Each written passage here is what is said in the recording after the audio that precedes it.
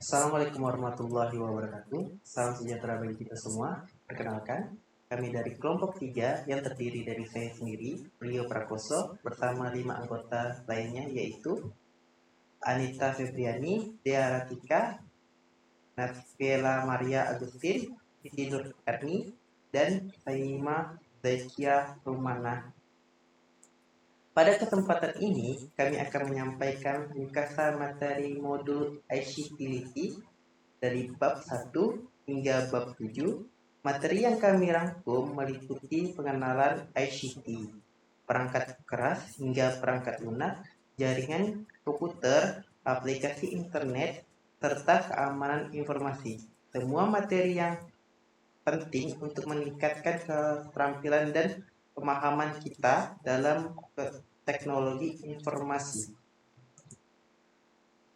Kami berharap rangkuman ini dapat membantu memperjelas konsep dasar ICT-LITI dan memberikan informasi bagi kita semua dalam menghadapi tantangan dunia digital.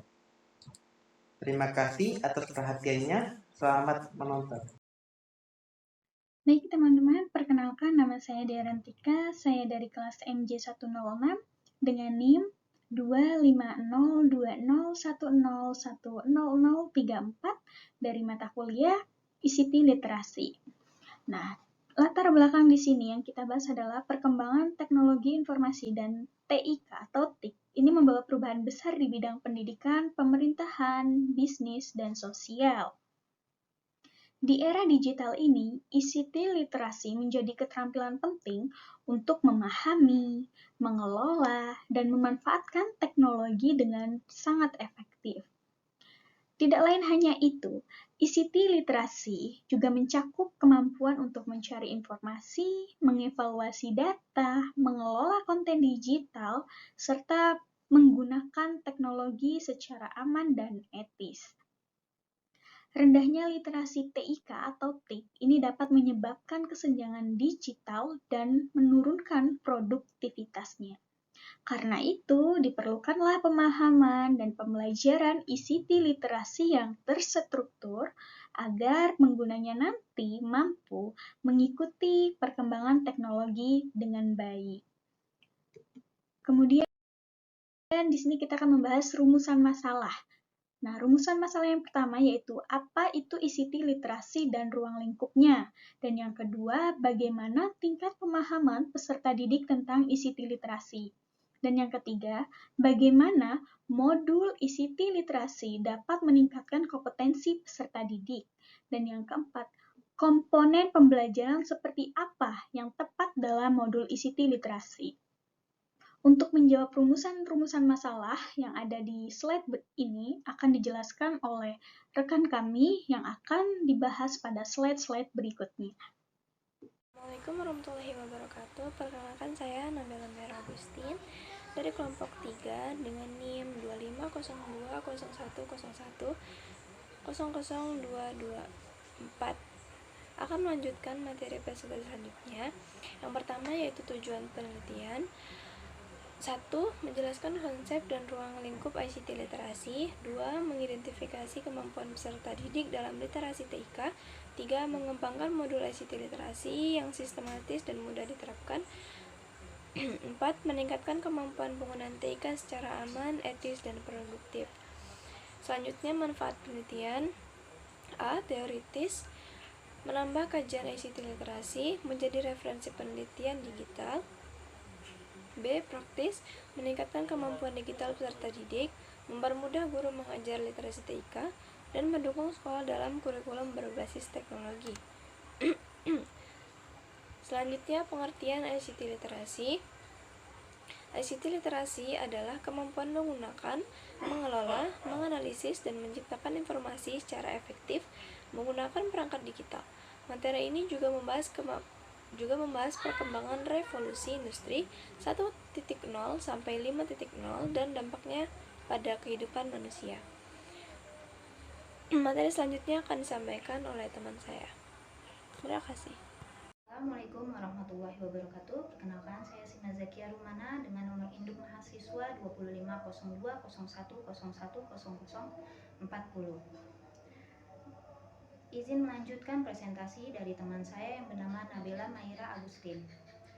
Pertama, saya akan menjelaskan revolusi industri 1.0 sampai dengan 5.0.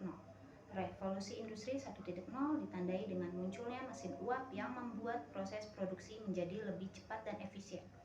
Yang kedua, revolusi industri 2.0. Penggunaan tenaga listrik dan sistem produksi massal mulai berkembang sehingga industri semakin modern. Yang ketiga, revolusi industri 3.0. Komputer, robot, dan internet mulai digunakan yang kemudian membawa masyarakat masuk ke era digital. Yang keempat, revolusi industri 4.0. Teknologi seperti AI, cloud, dan big data membuat semua perangkat dari sistem saling terhubung. Yang kelima, revolusi industri 5.0. Mengutamakan kolaborasi antara manusia dan teknologi untuk meningkatkan kenyamanan dan kesejahteraan hidup. Yang kedua, saya akan menjelaskan penerapan TIK di masyarakat. Teknologi memudahkan kita mencari, membuat, dan membagikan informasi. Komunikasi menjadi lebih cepat melalui telepon dan ponsel. Bisnis, pendidikan, dan layanan kesehatan semakin terbantu dengan sistem digital. Transaksi perbankan kini lebih praktis melalui e-banking melalui handphone. Teknologi membantu meningkatkan kualitas hidup dan pengguna internet terus bertambah. Sekian penjelasan dari saya dan akan dilanjutkan kembali oleh teman saya bernama Anita Febriani. Terima kasih. Assalamualaikum warahmatullahi wabarakatuh. Perkenalkan, nama saya Anita Febriani. Di slide ini saya akan menjelaskan tentang penerapan TIK di berbagai sektor. Yang pertama, TIK mempermudah kehidupan dan komunikasi agar lebih cepat, belajar bisa online, layanan kesehatan dan pemerintah jadi lebih efisien.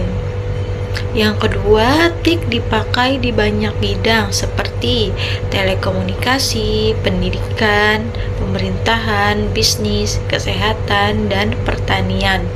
Tujuannya untuk mempercepat pekerjaan dan meningkatkan kualitas layanan. Yang ketiga, teknologi membantu masyarakat berkembang dengan memberikan akses informasi, memecahkan masalah sosial, dan meningkatkan kualitas hidup. Di slide selanjutnya saya akan menjelaskan tentang database dan ICT literasi.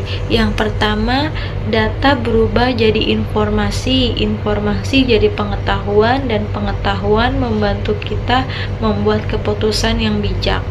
Data adalah fakta mentah yang diolah menjadi informasi, lalu dipahami menjadi pengetahuan, dan akhirnya digunakan untuk membuat keputusan yang bijaksana. Yang kedua, database menyimpan data agar rapi dan mudah dicari. Database mengatur data dalam bentuk karakter, file, record, dan tabel sehingga pengguna bisa menyimpan, mencari, dan mengelola data dengan cepat. Database Manajemen Sistem atau DBMS membuat pengelolaan data lebih efisien. Sistem lama membuat data ganda dan tidak rapi, sedangkan database manajemen sistem menyatukan data dalam satu tempat dan memudahkan aplikasi atau pengguna untuk mengaksesnya. Assalamualaikum warahmatullahi wabarakatuh. Perkenalkan, nama saya Siti Nur Erni. Saya di sini akan melanjutkan presentasi di atas. Data warehouse dan business intelligence. 1. Data warehouse adalah tempat menyimpan data yang sudah rapih dan lengkap agar mudah dipakai untuk mengambil keputusan. Kedua, business intelligence adalah proses mengolah dan menganalisis data untuk membantu perusahaan memahami kondisi dan membuat keputusan yang lebih baik. 3. DW dan BI dimanfaatkan di banyak bidang seperti retail, kesehatan, pemerintah, dan kepolisian untuk memprediksi kebutuhan, meningkatkan layanan, dan melihat pola tertentu. Internet, World Wide, dan Web. Internet adalah jaringan besar yang menghubung perangkat di seluruh dunia agar kita bisa mencari informasi dan berkomunikasi. Internet awalnya berasal dari proyek ARPANET, lalu berkembang hingga munculnya WWW pada tahun 1990. www adalah kumpulan halaman web yang bisa kita buka lewat browser dan berisi teks, gambar, video, dan link. Webmail seperti Gmail dan Yahoo dapat diakses langsung lewat browser. Search engine seperti Google membantu kita menemukan informasi dengan mengetik kata kunci. Terima kasih. Wassalamualaikum warahmatullahi wabarakatuh. Data mining dan big data. Data mining adalah proses pencarian pola atau informasi penting dari data yang sangat banyak agar perusahaan atau organisasi bisa mengambil keputusan yang lebih tepat. Sedangkan big data adalah kumpulan data yang sangat besar, sangat cepat berubah dan bentuknya bermacam-macam. Muncul dari aktivitas digital seperti media sosial dan transaksi online. Penerapan ada di banyak bidang. Contoh di bisnis, keuangan, kesehatan, pemerintahan, pertanian, dan teknologi. Jadi kesimpulannya, ICT sangat penting agar setiap orang mampu beradaptasi dan berperan aktif di era digital. Literasi TIK bukan hanya tentang menggunakan teknologi, tapi juga memahami, menilai, dan memanfaatkan informasi dengan bijak. Pemahaman ICT membantu peserta didik belajar lebih aktif, berpikir kritis, dan menjadi lebih aktif. Modul ICT yang struktur dapat meningkatkan kemampuan digital secara bertahap. Penguatan literasi TIK perlu dilakukan bersama-sama untuk menyiapkan generasi yang siap menghadapi tantangan masa depan. Itu tadi rangkuman materi ICT dari kami. Semoga bermanfaat. Terima kasih sudah menonton. Jangan lupa terus belajar dan pakai teknologi dengan bijak. Sampai jumpa. Wassalamualaikum warahmatullahi wabarakatuh.